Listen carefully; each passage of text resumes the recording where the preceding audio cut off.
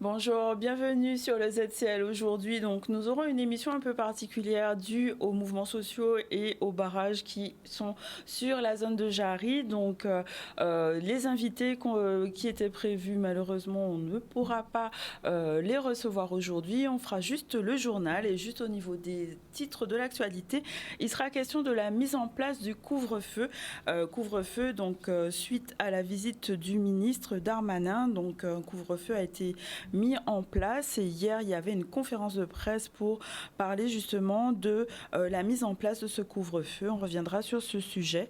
Il sera aussi question du village de la beauté à l'Urma, CMA de Saint-Claude. Donc pendant aujourd'hui, hier il y a eu lieu ce village. Il sera question de revenir sur cette thématique où une plateforme d'expression unique était permise pour les apprentis du CAP métier de la coiffure et CAP esthétique. On sera aussi avec l'expo sur la non-violence avec les collégiens de Eugène Issap de Sainte-Anne au centre culturel, une façon de cultiver la non-violence autour d'une exposition. Aussi, question de la remise d'un kit, c'est l'école Nouillet, donc au sein de l'école maternelle de carénage. Donc c'est un nouveau dispositif qui permet de travailler sur comment le bien vivre ensemble peut se faire, notamment contre le harcèlement scolaire. On reviendra sur l'hommage fait ce week-end à Gilles Floreau sur Gourbert, donc différentes manifestations dont un documentaire, projection d'un documentaire. Il y a eu aussi un concert à la clé pour célébrer les 60 ans qu'il aurait eu. Voilà. Et aussi, il sera question du stade de City Stade sur Anse-Bertrand où les frères Rilsi étaient mis à l'honneur. Voilà pour les titres de l'actualité. Et on va démarrer par la mise en place de ce couvre-feu donc sur Pointe-à-Pitre et sur les Abîmes. Donc c'est la mesure qui a été mise en avant pour pallier à la délinquance des mineurs qui suscite multiples polémiques. Et hier, une conférence de presse a eu lieu pour présenter les mesures mises en œuvre pour ce couvre-feu. On revient sur cette actualité avec Michel Depape. Alors un couvre-feu qui commence ce soir à 20h, qui concerne l'ensemble des mineurs. Attention, mineurs non accompagnés. Si un mineur est accompagné, il ne tombe pas évidemment sous le coup de cet arrêté. Entre 20h et 5h du matin. Les bornes horaires effectivement sont parfaitement justifiées parce qu'on constate effectivement que 40%, c'est-à-dire près de la moitié des faits de délinquance commis par les mineurs le sont entre 20h et 22h. Et puis aussi on est sous les tropiques. Il est évident que la nuit tombe vite. C'est 18h20 ou 18h25 la tombée de la nuit ici en Guadeloupe aujourd'hui 22 avril. Le crépuscule dure quelques minutes et vous savez qu'à partir de 20h on est en nuit profonde contrairement à ce qui se passe aujourd'hui dans l'Hexagone. Voilà. Un arrêté qui a pour objectif, encore une fois, d'abord protéger les mineurs. On est dans un climat de délinquance avec des faits de délinquance qui augmentent, notamment en termes d'homicides, de vol à main armée, voilà, avec des incidences, des taux d'incidence très très forts. Et puis une délinquance juvénile qui est de plus en plus importante, notamment sur ces deux communes, qui a progressé de plus de 50% entre 2023 et le premier trimestre de 2024. Voilà. Donc un arrêté qui est assorti de sanctions, évidemment, puisque toute interdiction est susceptible d'être assortie de sanctions. C'est une peine d'amende, c'est-à-dire c'est une contravention avec un montant maximum de 750 €. Ce qui est important dans la mise en œuvre, c'est qu'effectivement le jeune qui sera interpellé ou qui sera reconnu, qui sera reconnu dans la rue par les forces de police entre 20h et 5h, sera ou ramené chez lui s'il est à quelques mètres de son domicile, ou ramené au commissariat de police où là on viendra effectivement, on appellera ses parents pour qu'ils viennent le chercher. Voilà, il est à noter que donc, le maire Éric Jalton a annoncé qu'il pense saisir le Conseil d'État contre l'arrêté préfectoral portant sur ce couvre-feu, notamment pour les quartiers de Grand Camp et de Vieux-Bourg. Donc, il considère que cette mesure est vouée à l'échec. On va passer maintenant au village de la Beauté qui a eu lieu donc, sur Saint-Claude, Saint-Claude, donc un village qui était destiné à mettre en avant le soutien et la contribution des métiers de la beauté en matière d'empowerment et du soin personnel, notamment pour les personnes atteintes du cancer, les femmes notamment. Et ce village a permis de mettre en avant les métiers de la coiffure et de l'esthétique. On voit un reportage ensemble de Max Morel. La Chambre de métier, à travers son centre de formation des apprentis, a mis en place ce village de la beauté qui vise d'une part à mettre en avant tout le savoir-faire de nos apprentis des sections esthétique et coiffure. Afin que nos jeunes puissent déjà échanger avec les professionnels de chaque métier, de leur parcours, de leur formation, des difficultés qu'ils ont rencontrées quand eux, ils étaient en formation. Et nous avons voulu, au cours de cette journée, aussi mettre l'accent sur l'aspect social des métiers et de la coiffure et de l'esthétique, notamment en lien de partenariat avec l'association Amazon, et donc de profiter de cette semaine pour les mettre à l'honneur. C'est un beau village en fait de la beauté. Nous avons été conviés par la Chambre des métiers pour pouvoir justement aussi insuffler, mais en même temps pouvoir aussi être à l'écoute et parler aussi aux jeunes et leur faire comprendre aussi les problématiques qui peuvent être liées à la maladie, à l'aspect social et à comment justement le bien-être, l'estime de soi est essentiel et est important en fait dans la vie en général, mais aussi à travers la maladie. Avec ces jeunes, nous avons eu des échanges de base concernant notre rôle et aussi leur avenir au niveau de l'esthétique. Il est important effectivement de pouvoir accompagner le public à aller bien, de se sentir bien, de les valoriser et de les réconforter aussi. Je pense que c'est important parce que pour pouvoir aller plus loin, il faut savoir d'où on sort. Pour voir l'importance de ce qu'on a, il faut savoir ce que l'autre a eu à son époque. Donc ça va conforter nos jeunes dans leur choix et dans les difficultés qu'ils vont rencontrer pour se rendre compte que les difficultés ont toujours existé. Voilà, donc lors de ce village, ils ont pu participer à des ateliers, des conseils, des diagnostics personnalisés pour apprécier aussi toute l'histoire de la coiffure. On va parler exposition à Sainte-Anne et notamment une exposition collective qui a pour thème avec la tolérance, que peut-on avoir? Donc c'est sur Sainte-Anne et c'est dans le cadre de la semaine de la langue française et de la francophonie organisée dans le cadre du projet Festival, donc Festival des différences et des valeurs. Et justement, ce projet prend la forme d'une exposition collective autour de la tolérance, comment on peut la voir, autour de photographies, production d'écrits, travaux d'art visuels. Et c'est en collaboration avec le collège Eugène Issap de Sainte-Anne. On voit un reportage de Michel Depape. À travers l'exposition avec la tolérance, que peut-on avoir, les élèves ont pu s'exprimer sur la notion de non-violence et également de paix, parce que c'est important, la paix dans le monde. Et en vrai, cette exposition s'inscrit dans le cadre d'une manifestation académique. Donc c'est Festival, c'est le Festival des différences et des valeurs, qui connaît cette année sa 9e édition. Et donc le thème, c'est Cultivons la non-violence pour une paix durable. J'ai eu à intervenir dans le cadre d'une réunion sur le harcèlement moral où l'ordre des avocats m'avait demandé de rencontrer les élèves pour leur parler de ça, de harcèlement scolaire. Et suite à cela, le collège ISAP a apprécié mon intervention et a fait le lien, si vous voulez, entre le harcèlement scolaire et le thème d'aujourd'hui, qui est la tolérance et la non-violence. Donc ils ont fait appel à moi. C'est très important que les élèves cultivent cette valeur-là très tôt. Et donc le collège, c'est vraiment l'âge où les enfants se découvrent, il y a la quête d'identité, etc. Donc c'est important de travailler très jeune, mais particulièrement au collège, sur la notion de tolérance, afin que cette notion puisse s'ancrer en fait dans leurs valeurs et qu'ils puissent évoluer avec, et qu'ils puissent vraiment comprendre que c'est important, parce que sans tolérance, la paix n'a aucune chance en fait de rayonner dans le monde. Il s'agit pour nous de favoriser, d'encourager, d'accompagner, d'encadrer ce genre de manifestations, d'autant plus que cette année, le festival a pour thématique la tolérance, la paix, la non-violence. Alors ce sont des thématiques, ce sont des thèmes qui sont d'actualité dans un monde qui tend à s'enliser dans la violence, dans la perte des valeurs. Et si aujourd'hui il y a des activités, il y a des actions, il y a des initiatives ayant pour objectif de permettre à nos jeunes, à nos écoliers, à nos collégiens de prendre conscience de la nécessité qu'il y a pour eux de changer de paradigme et de changer de comportement, d'avoir un autre œil, un autre avis sur ce monde. Et je le disais, il y a comme un monde qui s'en va. Et le nouveau monde, nous aimerions tant que ces jeunes soient les acteurs principaux de ce nouveau monde. Voilà, donc cette exposition est visible jusqu'au 26 avril, donc au Centre culturel de Sainte-Anne.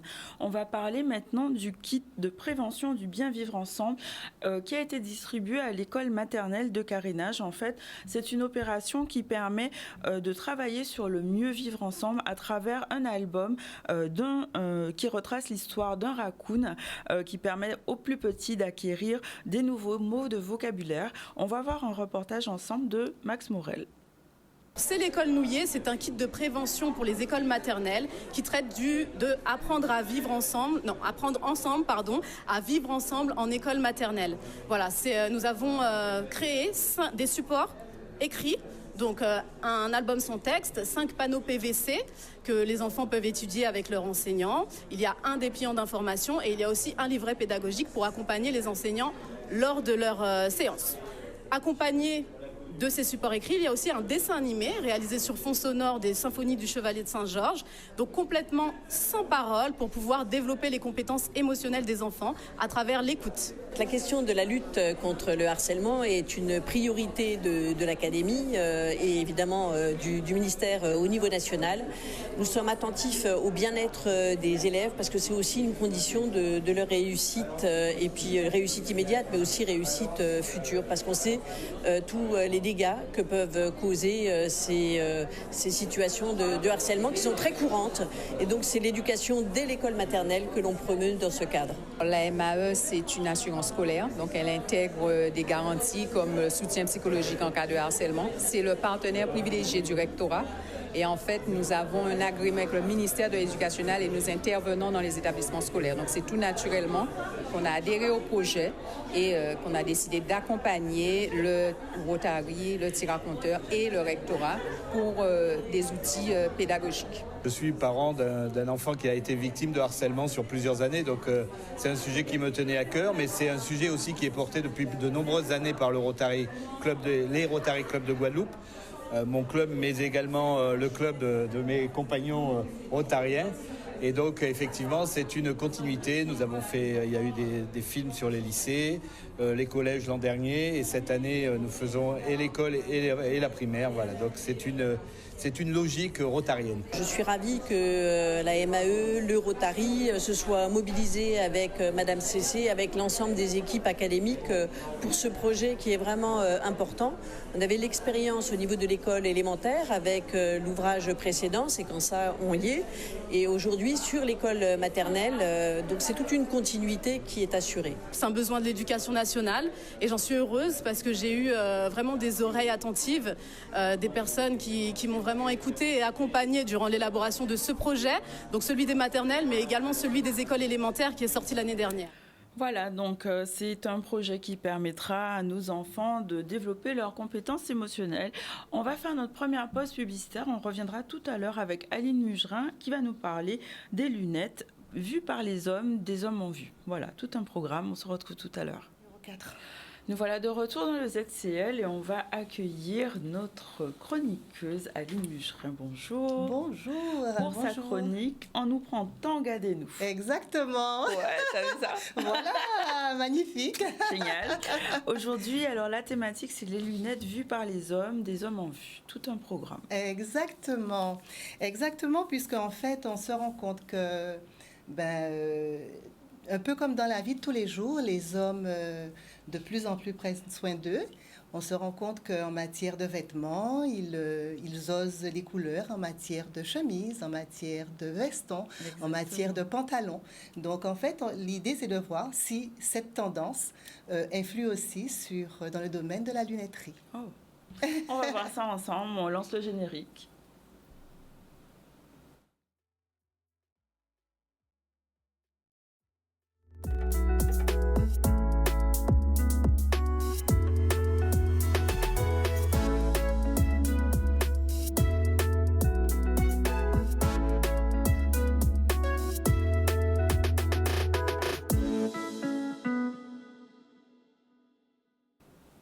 Un super beau générique. Merci. Ça, changement magnifique.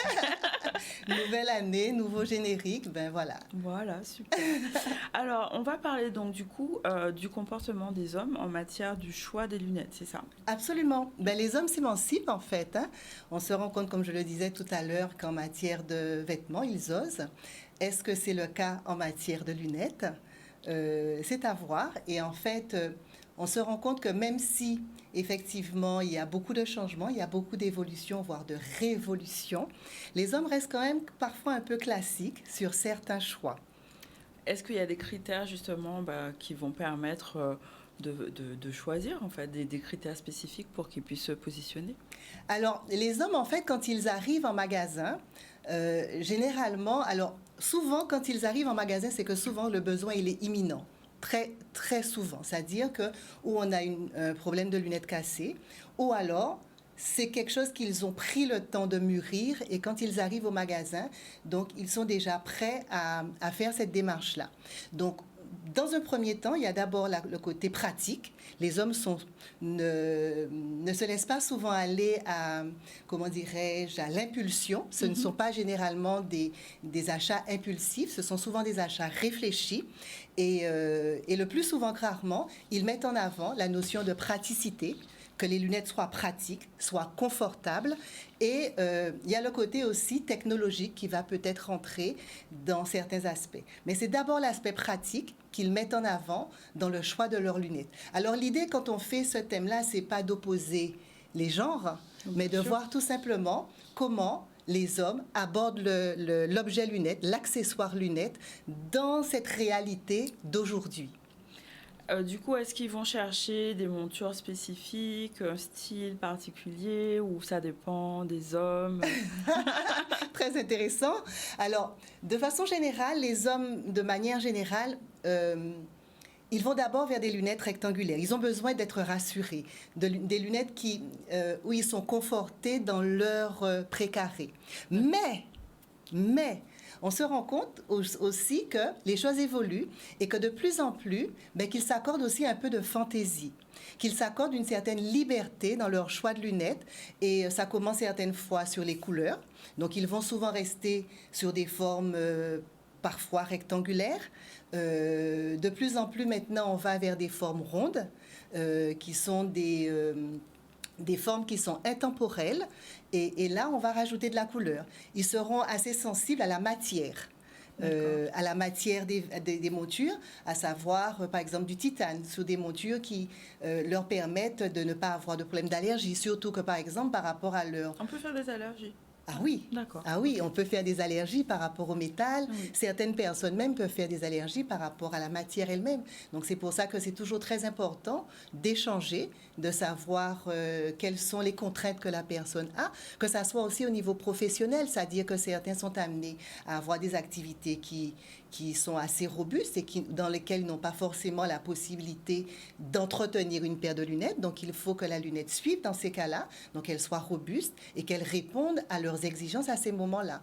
Et qu'on puisse aussi peut-être les porter à tout moment, dans quelles que soient les circonstances, si on fait du sport, ce genre de choses. Aussi, alors, ce que vous dites est très intéressant, parce qu'en fait, souvent, alors que les femmes sont souvent dans des cadres où elles seront sur du multi-équipement, c'est-à-dire qu'elles auront plusieurs paires de lunettes qui vont s'accommoder à des circonstances, à des couleurs, à des choix, à des humeurs différentes, à des couleurs différentes, à des humeurs différentes. Les hommes, eux, seront sur un choix effectivement unique où ils apprécient d'avoir une paire de lunettes qui puisse être fonctionnels et fonctionnels dans pratiquement toutes leurs activités. C'est vrai que de plus en plus, ils comprennent ou ils vont vers cette multiplicité d'équipements et dans ce cas-là, ils seront toujours dans cet aspect pratique, c'est-à-dire une paire de lunettes pour le travail, une paire de lunettes s'ils se rendent compte que dans les activités comme le jardin, le sport, ils ont besoin de quelque chose de spécifique, une paire de lunettes de soleil dans les activités qu'ils peuvent avoir, mais on est souvent dans quelque chose de pratique. Mais comme je dis, j'ai toujours le petit mais d'aujourd'hui. On se rend compte que les choses évoluent, que nous ne sommes pas dans quelque chose qui est défini. Et aujourd'hui, de plus en plus, les hommes s'accordent aussi cette petite liberté. Je pense que les femmes les poussent un petit peu. Ça permet aussi d'évoluer, en fait, j'imagine. Et en fait, la fantaisie, c'est pas l'apanage des femmes, ça peut être aussi les hommes. Absolument. Et la fantaisie n'est pas de l'excentricité, c'est aussi faire valoir sa personnalité. On a du style, c'est à travers ses vêtements, à travers tous les éléments qu'on a, on fait valoir notre personnalité. Et l'accessoire lunettes participe très grandement à cette valorisation de sa personnalité. Donc j'ai vu que Optique Aline organisait une soirée NOM, une soirée spéciale pour les hommes. Est-ce que du coup les femmes ne sont exclues de cette soirée? Pas du tout. Effectivement, le vendredi 12, nous avons organisé une soirée que nous avons nommée NOM. Comme homme en Guadeloupe, donc NOM. C'était une soirée que nous avons dédiée aux hommes. En fait, elle est partie sur un constat et d'abord une boutade où les hommes, quand ils viennent au magasin ou dans nos magasins de façon générale, que ça soit chez moi ou chez d'autres, et même en matière vestimentaire, ils ont l'impression qu'il y a beaucoup plus de choix pour les femmes que pour les hommes. Et c'est un sentiment qui est partagé par certains.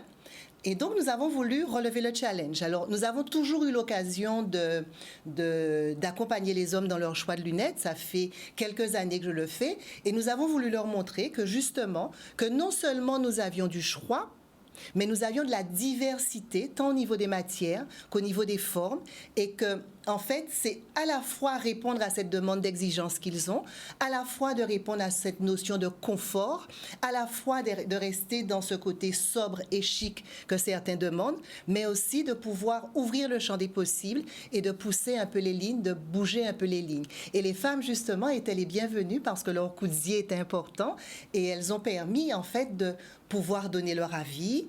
Et cet échange entre hommes et femmes est toujours important parce qu'on se regarde à travers les yeux de l'autre aussi. Hein. Tout à fait. Je vois qu'il y a quand même beaucoup d'hommes. On voit à l'image donc cette soirée. Comment ça a été perçu à la fois par les hommes et par les femmes? Alors, tout d'abord, en amont, les hommes ont été agréablement surpris qu'il y ait une soirée qui soit organisée, qui soit dédiée pour eux. Et ils y ont répondu très largement. Et d'ailleurs, vous le voyez à l'image, beaucoup ont répondu. Ils ont été gâtés déjà. Les femmes ont joué le jeu de façon remarquable. Et en fait, ce qui a été intéressant, c'est de constater que ça répond à un réel besoin. Et le magasin s'est transformé un peu en showroom. Nous avons eu l'occasion donc d'inviter nous avions à la fois des collections que nous avions sélectionnées spécialement pour les hommes, que nous avions pris la peine de commander au salon, donc au salon de l'optique. Donc nous avions fait un choix spécifique dans cette direction-là, mais nous avions été aussi accompagnés par deux intervenants, à savoir Monsieur Ravin, qui est Michael Ravin, qui est créateur, lunetier créateur et qui fait du sur-mesure. Et donc, ça a permis aussi de pouvoir montrer que la lunette, on va encore plus loin puisque ça correspond vraiment à quelque chose de personnel. On répond vraiment à de l'individualité. Et aussi, on a eu l'occasion d'inviter le représentant, je suis désolée de parler d'une marque, mais de Maojim. Maojim étant une marque de solaire et particulièrement adaptée pour notre environnement parce que ce sont des verres qui, en termes de protection solaire, on est pratiquement sous la meilleure qualité solaire qui existe. Et c'était intéressant d'avoir une collection complète. Et le représentant était là avec la collection, avec des conseils avisés. Et notre équipe, pareil, était tout autour de ces hommes, de ces noms, était tout autour de ces noms pour prodiguer des conseils, les accompagner dans les choix et les aider aussi à pouvoir aller plus loin, aller plus loin et se regarder autrement. Et d'ailleurs, je crois que nous avons des réactions. On va pouvoir les voir et on pourra entendre directement leurs réactions. Tout à fait.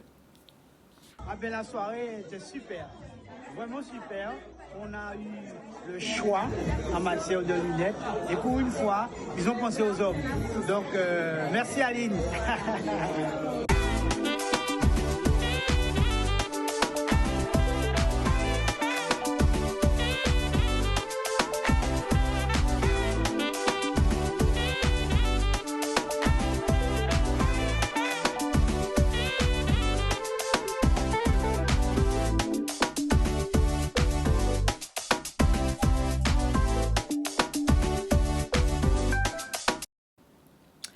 Super, en tout cas, de bons retours pour cette soirée. Donc, est-ce qu'il y a des tendances particulières pour les hommes? Oui, alors, de bons retours, et comme je disais, on l'entend, hein, ça répond à une demande. Tout à fait. Ils ont enfin pensé aux hommes, dit-il.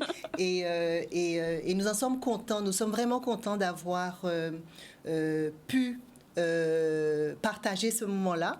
Et c'est vrai que ça a été l'occasion, comme je disais, de présenter les nouvelles tendances. Mais les nouvelles tendances, on reste d'abord sur des choses qui restent classiques. Du classique, mais souvent avec des matières nobles, où on va retravailler les formes un peu classiques en apportant ou des apports au niveau de la matière ou au niveau de la structure même de la monture, de la manière qu'on va agencer les couleurs. Au niveau de tout ce qui est tendance, on retourne on arrive vers du transparent. Les hommes portent du transparent, ça permet à la fois d'avoir une lunette qui est à la fois présente, mais en même temps qui laisse le visage respirer et qui a malgré tout une certaine, comment dirais-je, qui affirme une personnalité. Nous serons beaucoup sur des formes rondes, qui est une forme intemporelle. Et pareil, le rond va s'associer à des couleurs, à des matières différentes. On le voit par exemple avec Michael Ravin qui a choisi de travailler le rond et que cette forme-là, et on arrive avec une seule forme à pouvoir équiper et à pouvoir habiller plusieurs visages.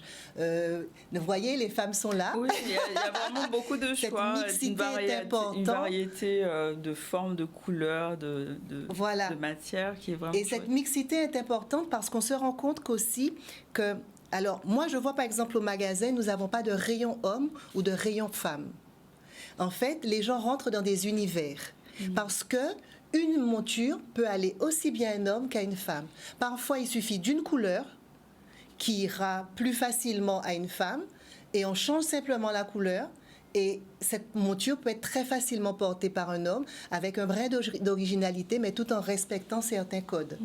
Et en fait, c'est cette capacité que nous avons aujourd'hui à faire des propositions qui sont multiples et qui permettent aux hommes aujourd'hui d'aller plus loin que d'un objet qui ait qu'une fonction médicale. Alors c'est vrai que dans le choix d'une monture, la dimension de la correction est importante.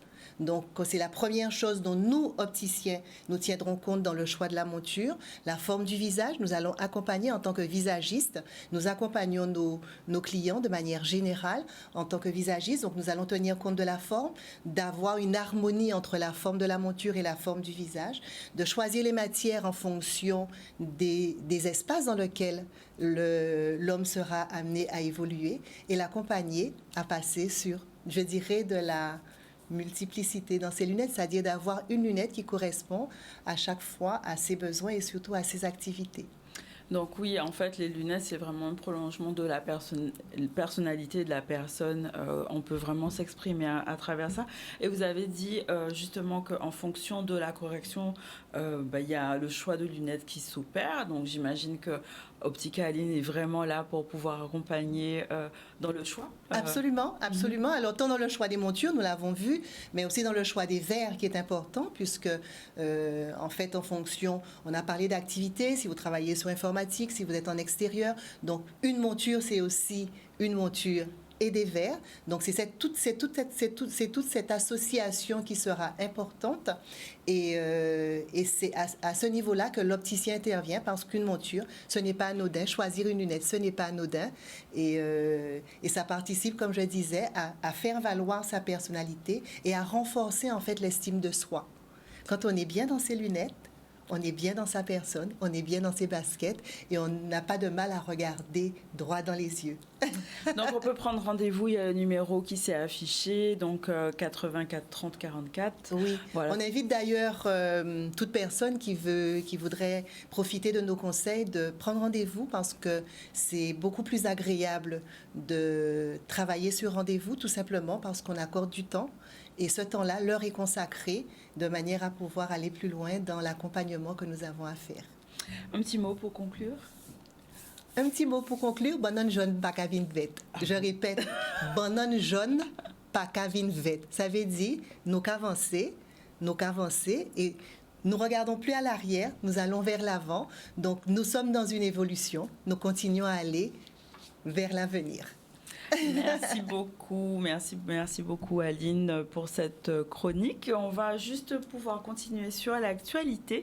Et il était question d'un hommage rendu à Gilles Floreau, donc qui aurait eu 60 ans sur Gourbert. Différentes manifestations ont eu lieu, dont une projection d'un documentaire qui permettent de redécouvrir l'artiste à travers différents témoignages. On voit ce reportage ensemble. Aujourd'hui, ce vendredi soir, c'est la diffusion de magazines, de reportages, de films, de documentaires sur lui, sur des témoignages, ceux qui l'ont côtoyé pendant sa vie personnelle, privée, professionnelle, artistique. Et c'est tout cela ce soir avec un public, une salle remplie, et où tout le monde peut communier avec l'artiste Gilles Floreau. Et demain, ce sera l'apothéose avec le concert avec 13 musiciens guadeloupéens qui vont interpréter ses œuvres pendant les 10 ans de sa carrière les 13 ans de sa carrière en solo, 10 albums. Et c'est une manière aussi de pérenniser son souvenir avec la population de Gourbert.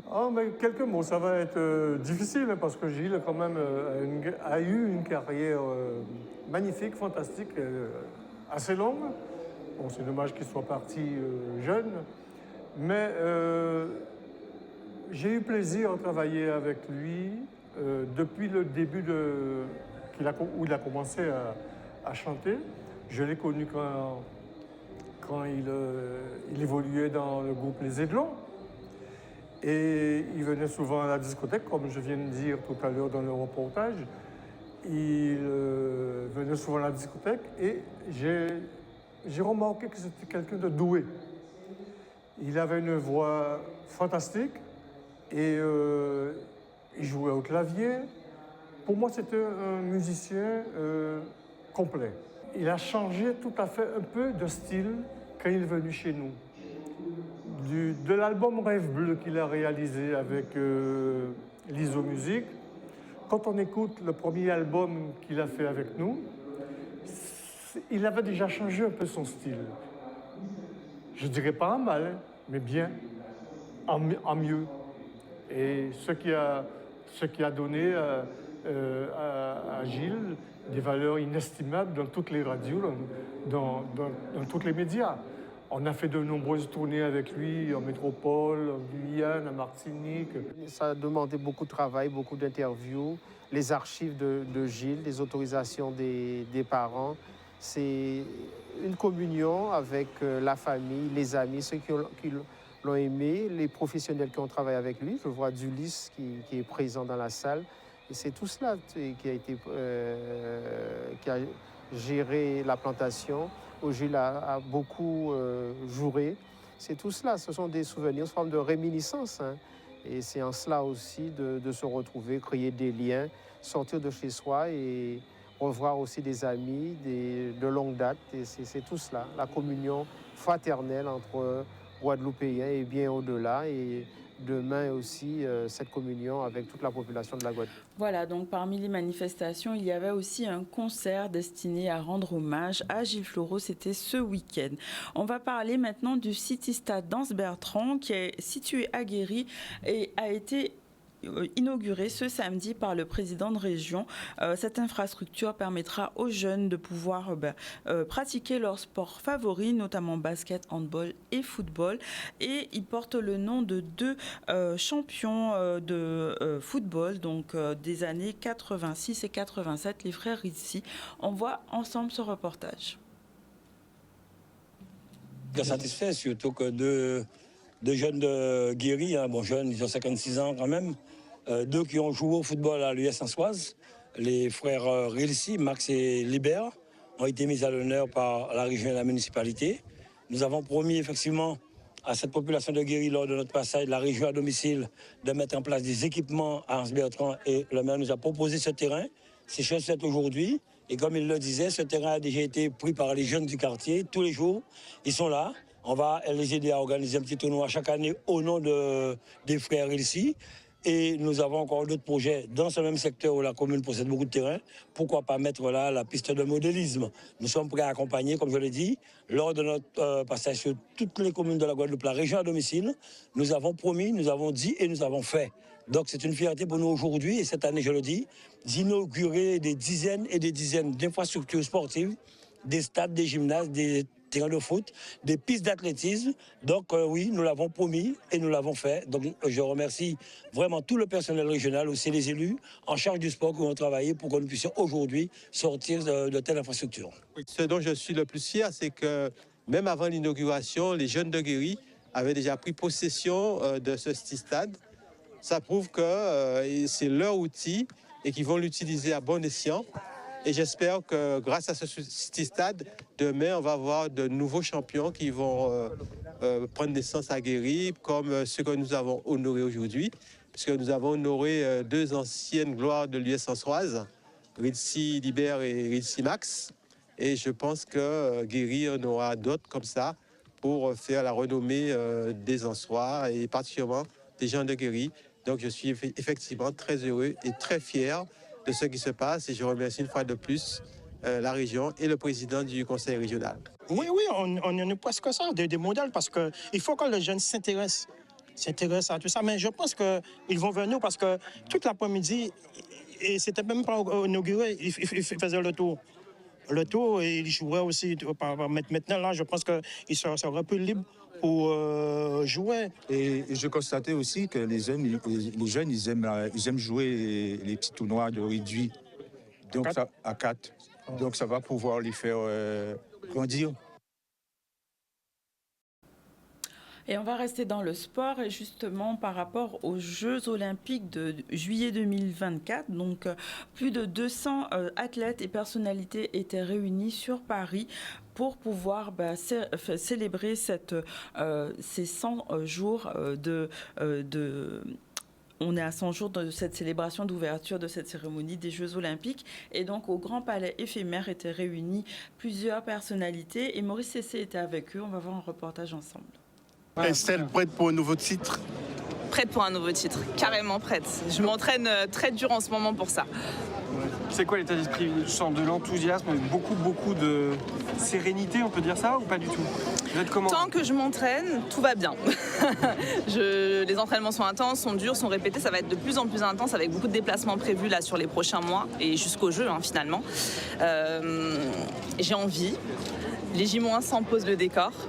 Ça rajoute la petite pression qu'on a besoin pour se dire on reste concentré, on reste mobilisé. Mais j'ai envie, énormément. Vous deviez avoir plus de pression quand même par rapport au Brésil. Par rapport à 2016, la pression est différente. Mais je le prends bien. C'est une pression que je prends bien parce que j'ai tellement de choses à gérer autour de ça.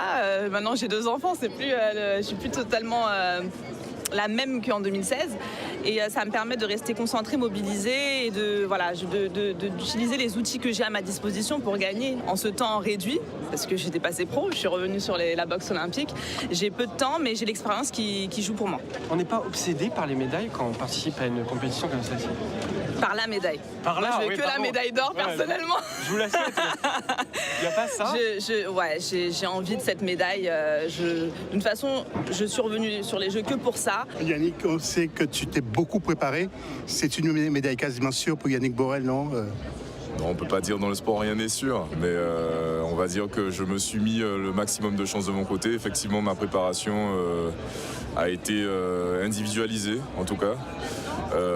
Et je me sens prêt, j'ai mis beaucoup de choses en place pour y arriver, donc Ce seront mes 4e jeux, ma 4e occasion de faire une médaille en individuel. C'est celle que je n'ai toujours pas. Et puis toutes les Antilles vont te surveiller, vont attendre. Tu le sais aussi. Je reviens de la Guadeloupe et on m'a dit à quel point on attendait ma médaille et on attendait ma réussite. Donc, et on me le souhaitait. Donc je sais que je serai très soutenu en Guadeloupe. Les JO en France, pour un athlète comme vous, ça représente quelque chose, j'imagine. Est-ce que vous le vivez comme une pression supplémentaire, comme une chance? Comment vous le vivez? En se disant que les derniers JO c'était en 1924, on se dit que c'est plutôt, j'étais pas du tout existant, on se dit plutôt que c'est une chance d'avoir les Jeux à la maison, c'est une chance de vivre un tel événement en tant qu'athlète, c'est-à-dire d'être celui qui va faire vivre les Jeux, et j'espère être un acteur principal et surtout dans la conquête des médailles. Voilà, donc pour les JO, on souhaite tous les encouragements à nos athlètes guadeloupéens, entre autres. Donc on va faire notre deuxième pause publicitaire du ZTL et on revient tout à l'heure avec Guillaume Robillard, donc, qui a pu arriver pour parler du FEMI. Voilà, on revient tout de suite.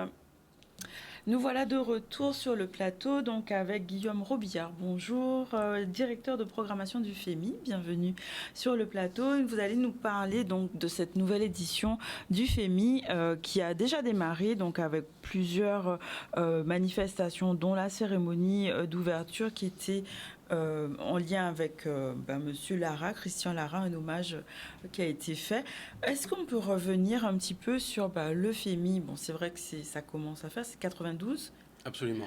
Donc, quand même pas mal d'éditions qui ont eu lieu. Est-ce que vous pouvez nous donner votre avis sur l'état des lieux du cinéma antillais, puisque vous avez fait une thèse aussi en plus en lien avec ce sujet, votre point de vue sur le cinéma antillais actuellement 2024. Tout d'abord, bonjour à vous. Merci pour l'invitation. Ça fait beaucoup de questions. Oui, première je question. Sur l'état des lieux du cinéma antillais, dans les grandes lignes, il me semble qu'on va vers une situation qui est de mieux en mieux. On va vers des choses qui sont clairement dans l'amélioration. Parce qu'on est nombreux dans le milieu professionnel. Il n'est pas besoin de faire un mémoire de master ou un mémoire de thèse pour s'en rendre compte. On est nombreux dans le milieu à avoir identifié les blocages et on a beaucoup fait en sorte de mettre en place des leviers de production, de financement, de diffusion, de distribution, etc. Donc on est face à une production qui se redynamise. D'ailleurs, on le voit, par exemple. Et ce n'est pas seulement du côté de la Guadeloupe ou de la Martinique. Cette année, au FEMI, nous avons 3 longs métrages. Nous avons un long métrage de Guadeloupe, Apprends-lui à pêcher, de Christophe Bordelais et Mathieu Basile.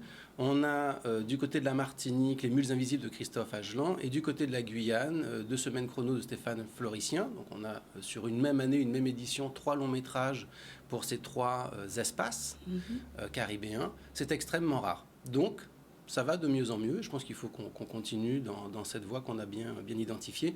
Dernier point aussi qui s'est beaucoup amélioré ces dernières années, en particulier en Guadeloupe, mais pas uniquement, c'est la formation en cinéma, que ce soit du côté de l'école Épice ou que ce soit du côté de l'école Courtrage-May ou de formation de matière en audiovisuel dans différentes formations à l'Université des Antilles, notamment le fameux BUT MMI, métier du multimédia et de l'Internet.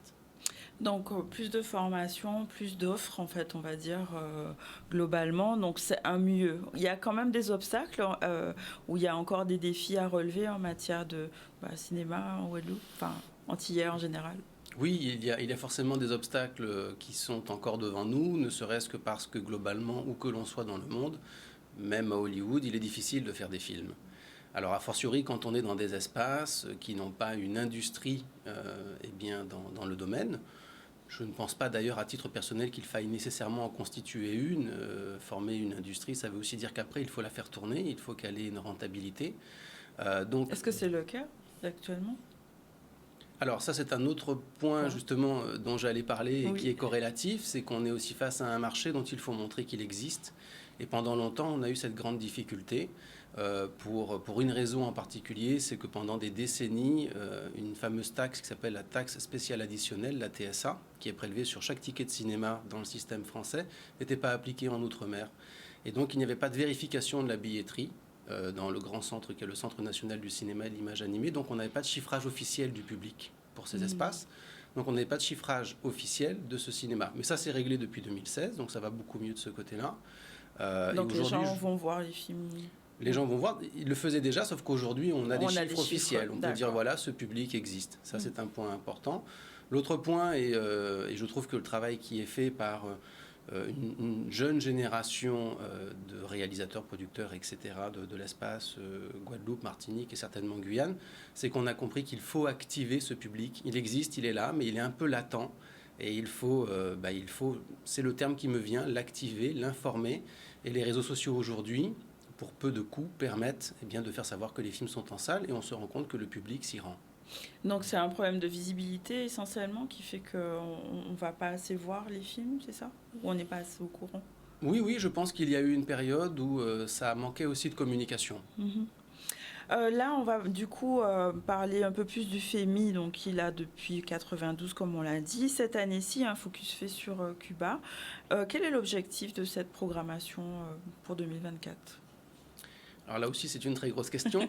On va commencer avec Cuba. Alors pourquoi un focus sur Cuba? Déjà parce que c'est l'un des cinémas les plus développés de l'espace caribéen. Il importe de le rappeler, c'est vraiment un cinéma qui a une avance considérable. Déjà parce qu'il y a une industrie et une volonté politique de faire des films. Ils sont plus avancés sur le sujet que nous ou bien... Il y a une réelle production cubaine depuis en particulier la révolution castriste en 1959. Il y avait déjà un cinéma cubain auparavant, mais il est vrai qu'il y a eu une volonté politique, étatique, tout à fait assumée de développer la culture et en particulier le cinéma dans ce pays. Donc c'est l'un des cinémas les plus développés de l'espace caribéen et même latino-américain par extension. Et pourquoi Cuba? Je viens de le dire finalement en filigrane, parce que c'est un point de connexion entre la Caraïbe insulaire et l'espace latino-américain. Et depuis l'an dernier, on a décidé d'inclure l'Amérique latine dans l'appel à films de la sélection officielle, qui déjà contenait la Caraïbe insulaire, l'Afrique et l'océan Indien, dans cet ancrage justement caribéen, américain, au sens de Las Américas. Donc voilà, ce focus sur Cuba avec 2 films. Un film de Carlos Lechuga Vicentabe, dans le cadre d'un partenariat avec Ciné Latino Toulouse, qui est un partenariat qui est très important pour nous. C'est un festival de cinéma qui en est à 35 ou 36 éditions déjà. Et puis, ça c'est très important, c'est une nouveauté cette année, c'est la première année que nous faisons une nouvelle rubrique, rétrospective des cinémas caribéens, et ce sera un grand classique du cinéma cubain, qui remonte à 1976, qui s'appelle La Última Cena de Tomás Aleja.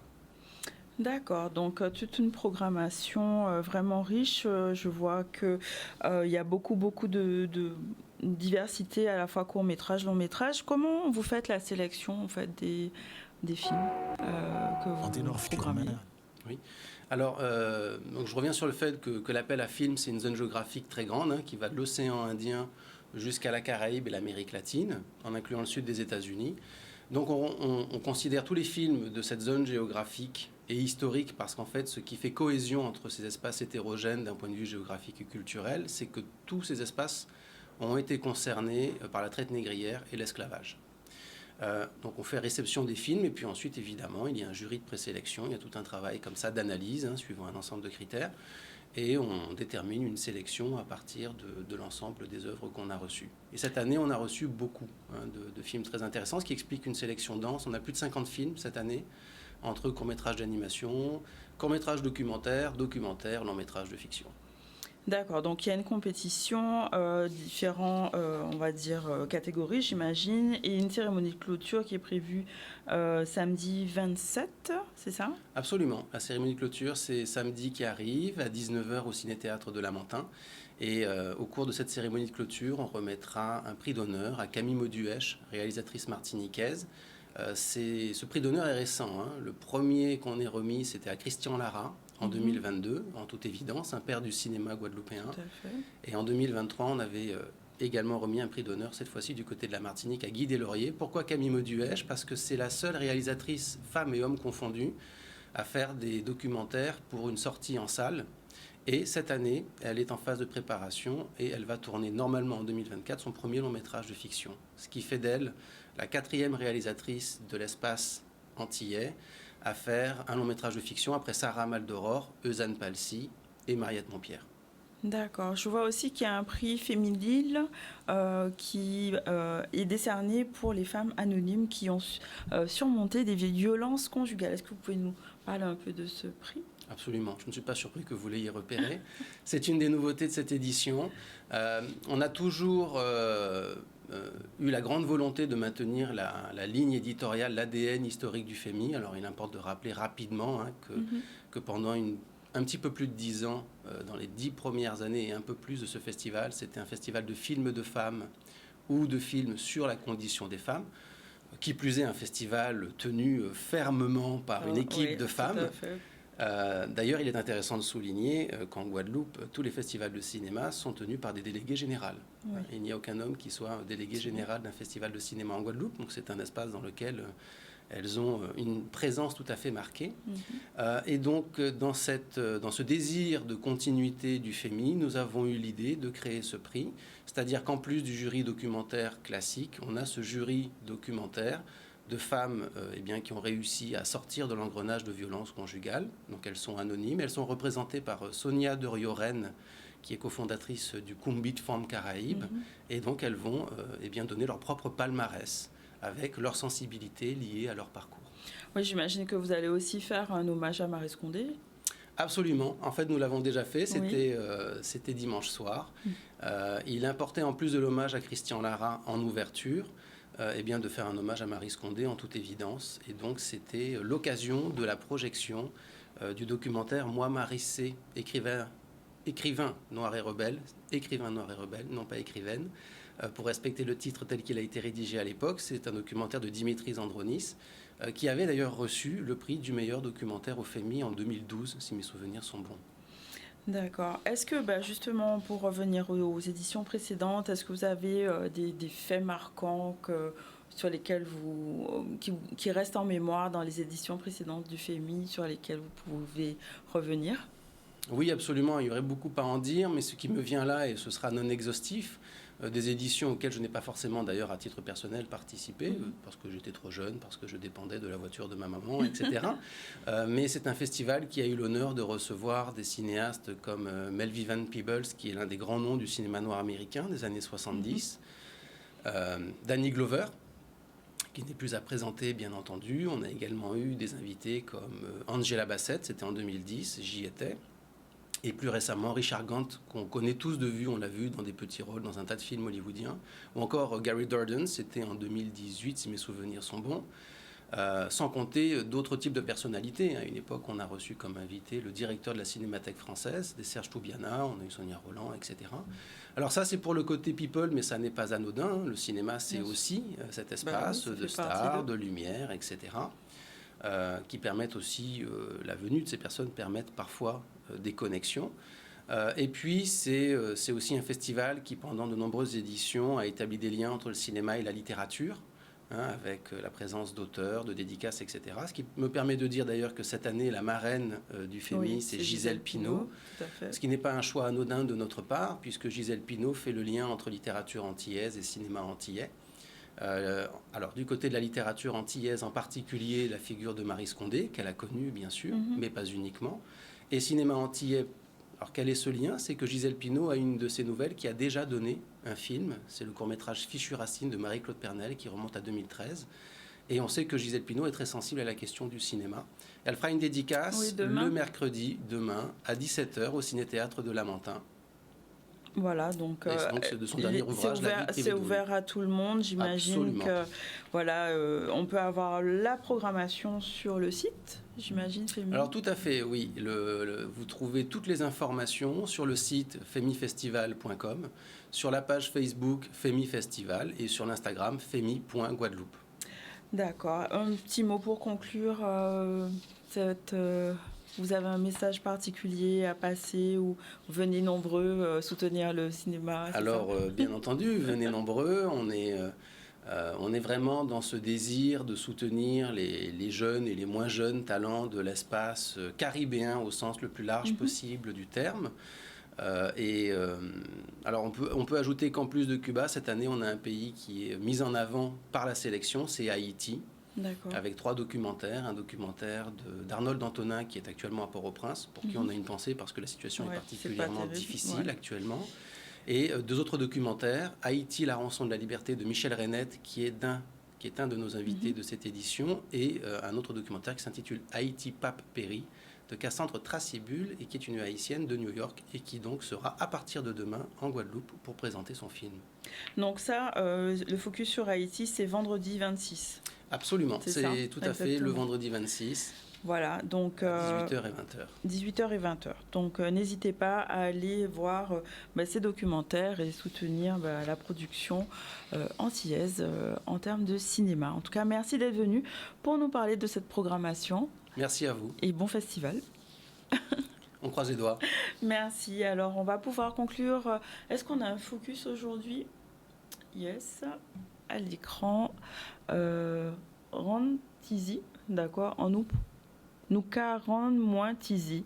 Et puis ces paroles, là, ça. Ton bavardage m'agace. Ok, laisse-vous parler créole. Pas vraiment pour moi, mais c'est ok. Aujourd'hui, c'était le mot du jour. Alors, une émission un peu particulière avec, on sait, les blocages qui ont cours encore sur la route entre les Abîmes, Pointe-à-Pitre. Voilà, je ne sais pas si vous êtes dans les blocages. Peut-être que vous nous écoutez sur RHT, on ne sait jamais. Aujourd'hui, on a reçu donc Aline Mugerin avec sa chronique En nous prend tant gardez-nous. Elle nous a parlé des lunettes vues par les hommes et pour les hommes. Et donc avec monsieur Robillard Guillaume, on a parlé du FEMI. Au niveau de l'actualité aujourd'hui, on a eu différents sujets, notamment la mise en place du couvre-feu sur Pointe-à-Pitre et les Abîmes. Donc une conférence de presse qui a eu lieu hier qui nous développait en fait comment allait être mise en œuvre cette mesure, et notamment avec monsieur Jalton qui est contre cette mesure, qui pense ne servira à rien, qui est voué à l'échec.